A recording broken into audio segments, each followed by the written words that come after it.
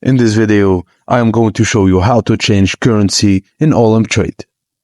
So, you can't directly change the currency in your existing Olymp Trade account.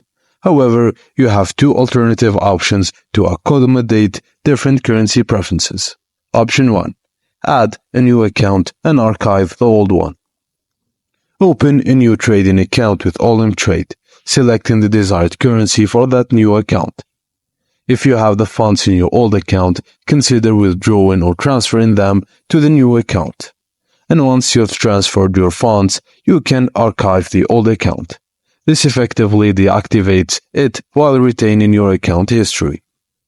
Just note that an archived account can become active again if it receives funds.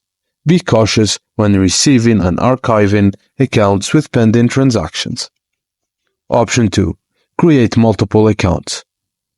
Olymp Trade allows you to create multiple accounts, each with its own currency. Keep track of your accounts and manage them accordingly based on your trading preferences. So, having multiple accounts enables you to trade in different currencies without the need for conversion. And that's it, guys. Thank you for watching, and please don't forget to like and subscribe for more.